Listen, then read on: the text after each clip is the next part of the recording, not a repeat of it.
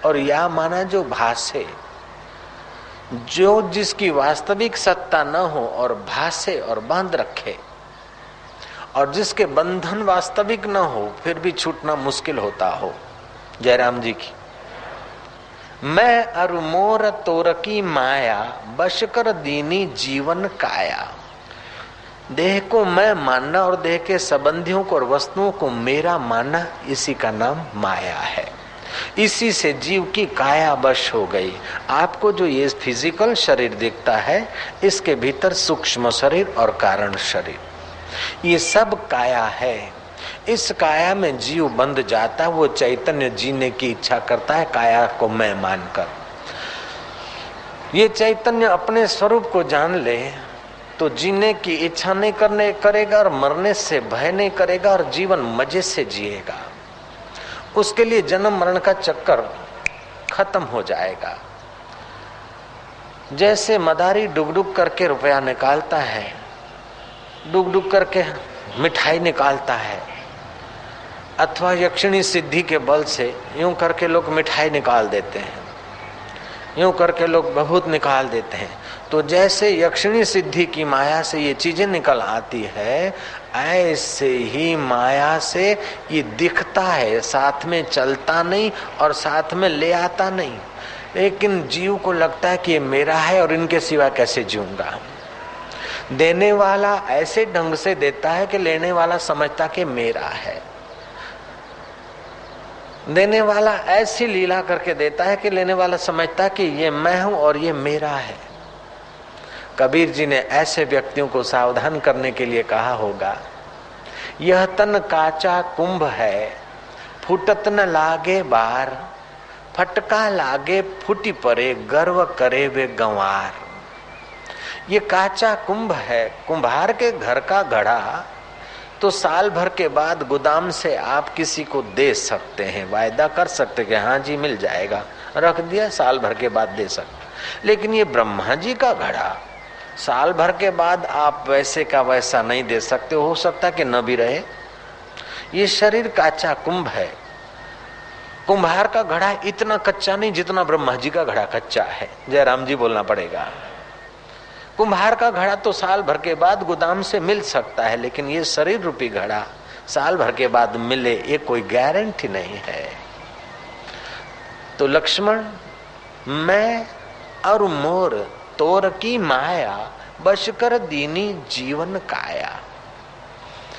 तो जिस देह को मैं मानता है और जिस वस्तु को मेरा मानता है, ये मन है। और इस मन से जुड़कर आदमी न जाने कितने कितने सपने देखता है। तुलसीदास ने उसको कहा मोह निशा। मोह का मतलब है विपरीत देखना, उल्टा देखना। जो है उसको नहीं जानना और जो नहीं है उसको जानना। जो मैं नहीं हूं उसको मैं मानना और जो मैं हूं उसको मैं नहीं जानना। मोह निशा सब सोवनहारा, मोह निशा सब सोवनहारा, देखई स्वप्ने अनेक प्रकारा, देखई स्वप्ने अनेक प्रकारा। मोह निशा में सब सोने वाले हैं और स्वप्ने अनेक प्रकार के देख रहे हैं। एक सुबह को संत कबीर अपने प्यारे शिष्यों को ब्रह्म ज्ञान का अमृत पिलाने के लिए नाटक करने लगे। कबीर जी एक सुबह को खूब जोर से रोए, और जो काम जानबूझ के किया जाता है वो बढ़िया होता है। जयराम जी की सचमुच रोना इतना मजेदार नहीं होता है जितना जानबूझ के रोने की लीला की जाती। सचमुच राज करना इतना मजेदार नहीं होता जितना एक्टिंग का राज मजेदार होता है। कोई टेंशन नहीं होता, कोई प्रॉब्लम नहीं होता।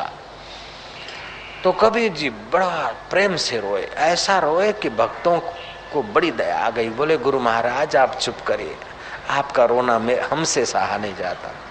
क्या तकलीफ है आप बताइए। बोले तुम क्या दूर करोगे, ऐसे जोरों का रोने लग गए। महाराज कुछ तो कहिए, आपको कौन सी वस्तु की जरूरत है, आपको किसने सताया है। बोले किसी ने सताया भी नहीं, वस्तु की जरूरत भी नहीं, लेकिन तुम क्या दुख मिटाओगे।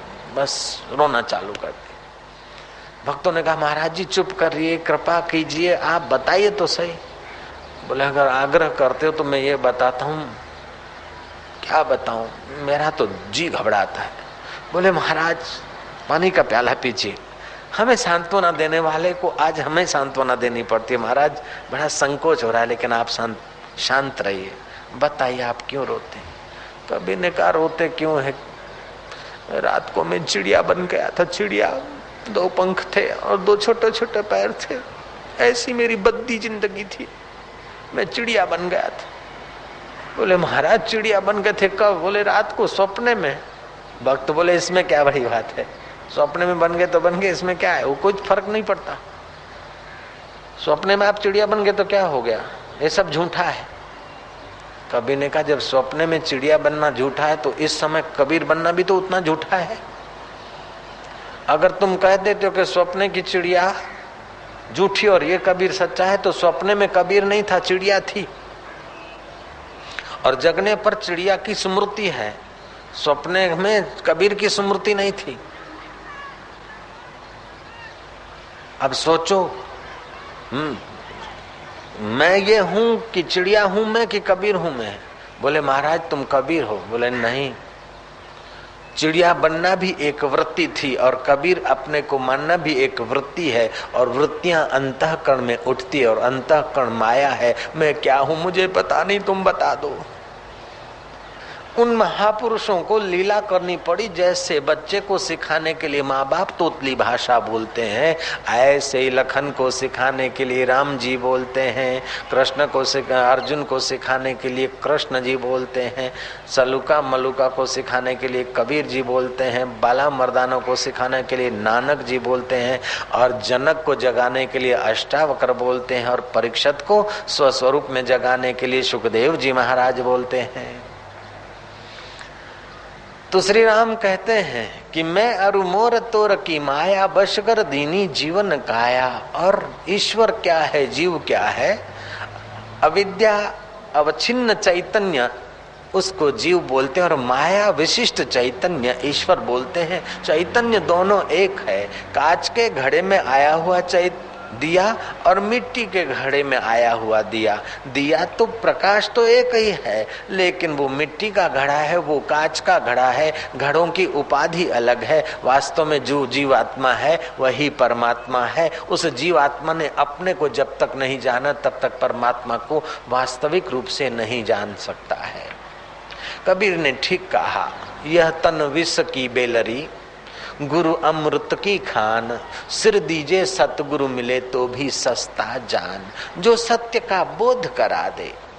तो श्री कृष्ण सतगुरुओं के सतगुरु हैं, और श्री कृष्ण के श्री मुख से निकली हुई जो गीता है, उपनिषदों का सार अमृत है, वो किसने निकाला? श्री कृष्ण ने निकाला। और किसके लिए निकाला? कि अपने प्यारे अर्जुन को निमित्त बनाकर हम लोगों के लिए निकाला है। मरने के बाद मुक्ति चाहिए तो भागवत है, और विघ्न बाधा और संघर्षों के बीच अगर मुक्ति का अनुभव करना हो तो गीता का ज्ञान है। जय राम जी की। तो गीता के एकाध श्लोक पाठ से, गोविंद नाम के कीर्तन से और साधु पुरुष के दर्शन से करोड़ों तीर्थ करने का फल होता है। तो आओ आप और हम श्री कृष्ण के श्री मुख से निकले हुए श्लोकों का उच्चारण करके अपना जीवा पवित्र करें।